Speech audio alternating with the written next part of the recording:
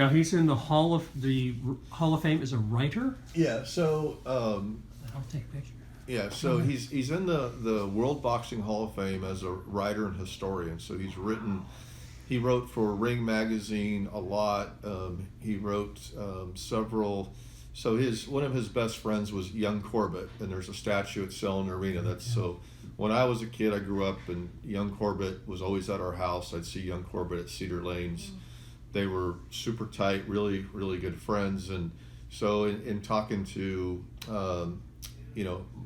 my grandfather wrote a book about Young Corbett. So there's a book out that he'd written. And then he also wrote one about Billy Vukovich. So he's always been, in sports related. He used to have his own radio talk show. He did a little bit of TV stuff, kind of, free, if you will, but like, Saturday morning stuff, he'd go down and get interviewed. And then he did these boxing dinners, and he'd do them at Mid-State Bowl in Cedar Lanes.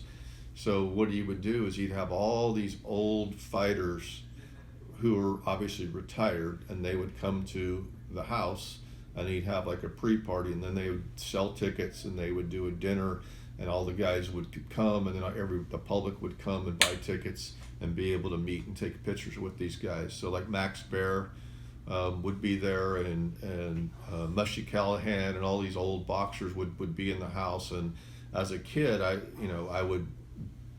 met all these guys, and I've got pictures with all of them, and it was as a little kid, it was pretty cool.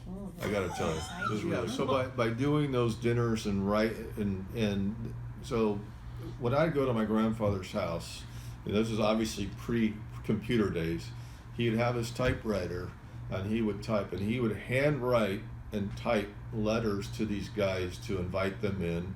He always got letters back. He was always writing letters and doing things to, that typewriter would be going all day, every day, and he would write about the boxers and, all those type of things. And then by doing so, I think it's 88, yeah, it looks like 88.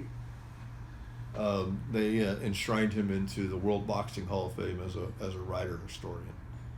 Well, he lived an amazing life, and you got to be an interloper on that whole thing. Yeah, I had a very, very good upbringing, And people ask me all the time, like, how did you get in the car business and all these other things? So, at 21 years old, I started selling cars, and here I am. I own a couple dealerships now. But I tell people all the time that the main reason why I was able to do what I did was the work ethic that I learned from my grandfathers, both of them, because it was just nonstop. They didn't know how to not work. My grandfather was writing and doing things, but then he would actually mow lawns in the neighborhood to get money. He worked at the Fresno Fair, and he parked cars there for about, 50. From the time I could walk, 15, 20 years. He would work every fair, and he would work on the chance lot, and he would park cars. And my grandparents only had one car. He would walk from Michigan and Palm to the fairgrounds, park cars all day, and walk home. It's exciting, to be a part of that, and looking back at it and the history, and again, everything that we learned, from them. And my grandmother would make Brooks, and would make noodles for noodles. We Verenics. It was just we had German sausage from Olberg's. You name it. It was, you guys know. It was really. That's the life that we had, and it was phenomenal. I remember, because my grandfather, Riney, he had a small little farm. I think it was 15 acres of grapes. So the siblings would all come over, and they at the end of the harvest and make the Verenics. Oh yeah. I definitely had been out there for sure. Yeah, I remember when they would schedule these family traditions, I want to be there, and so I learned a lot. Yeah. I learned a lot. It's a lot of fun. Yeah, it's a pretty, it's just, again, just, you know, I mean, the history and, you know, the work ethic that I think of, you know, when I think of, you know, the Germans, you know, from the Volga region, I can't name anyone that didn't work hard. Yeah.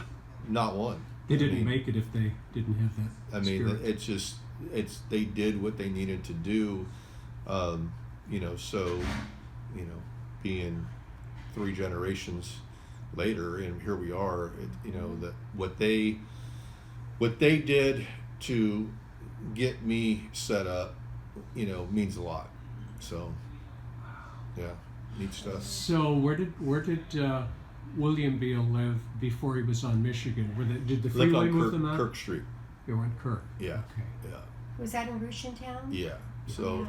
so my dad's grandfather, so it'd be my grandfather's father, owned a bar over off of Kirk Street, and so in Germantown or there, or Russiantown or whatever. So they had yeah, exactly, Rushentown. So he had a bar there, and so my dad would slip in and get a, you know, orange knee high and all that good stuff, and that's where they grew up.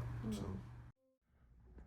I know what you're talking about too. Yeah, So there was two. There was like an older picture of him like dressed up, but this is a painting that was taken off of a photo. Oh, okay. So it's yeah.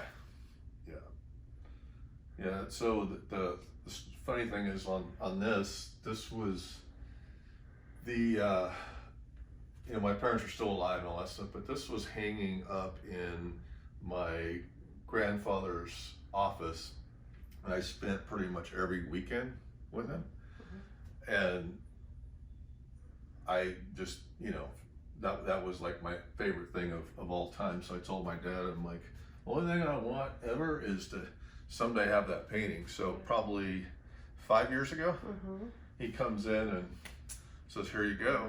So it's hanging in my office. Who's the artist? Is it local? So the artist is Billy Scheit. Oh, And Scheit are also through, so Billy Scheit, Billy Scheit's mother and my grandfather, brother and sister. Okay. So it was my grandfather's nephew, and he painted that as a art project at Fresno City College. Wow. So that was his art project at Fresno City College. You can see January 29th, 1958 is when he signed that off. Wow. But yeah, it's just again, I mean, just the work ethic that was taught to me at a young age was, you know, tremendous. I mean, it's just how it is. The Pocket square. Pocket square. Yeah. So my grandfather on Fridays would always on Fridays my grandfather would always go to lunch. And I'd be over at his house, and he'd always put on a blazer. Didn't even matter if it was summer or not, you know, blazer, slacks, and he always had a pocket square in his jacket. And I always remember as a kid, like, you know, I thought he was really cool because he had a pocket square and sharp dresser and, you know, that kind of stuff. So when I got in the car business at 21, started selling cars and buying suits, and I got here at Mercedes-Benz in 2003, and then probably about 10 years ago, I got tired of wearing ties every day. So I 86'd the ties and started wearing pocket squares.